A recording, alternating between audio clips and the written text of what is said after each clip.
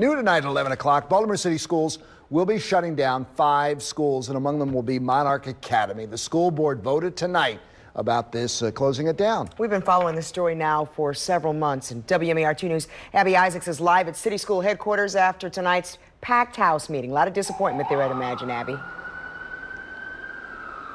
Well, that's right. After a lot of discussion, the board ultimately decided to follow through with City Schools' recommendation, voting to close Monarch Academy in June. City Schools CEO saying the sole purpose of the recommendations are to develop high-quality schools. Now, in the months leading up to this vote, staff and parents at Monarch have made multiple efforts to try and save the school and keep it open, and they say those efforts will not be stopping tonight.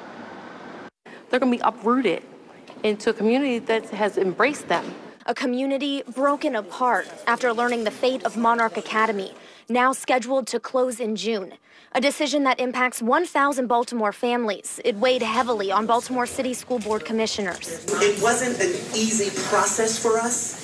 We understand and I appreciate the passion and the energy of all of the staff at Monarch because they love those kids, and you can see that. Another commissioner called the decision the greatest challenge in her 2 years on the board. Motion passes 6-3. The 6-3 vote adopted City Schools' recommendation not to renew their charter in June, citing poor test scores and issues with special education instruction. Over the past 3 years, students with disabilities at Monarch consistently score below their peers at other schools in the Park assessment.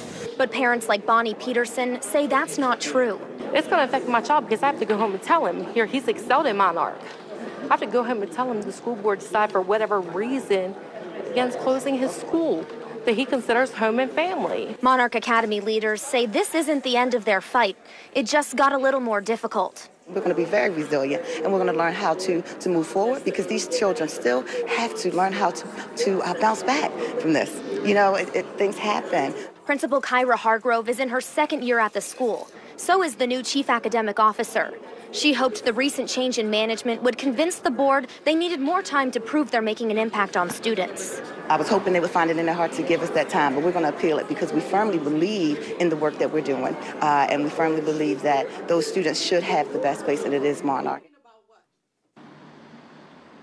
Monarch leaders and staff with the school's operator, the Children's Guild, say they plan to file an appeal with the Maryland State Department of Education, citing misinformation given to the board.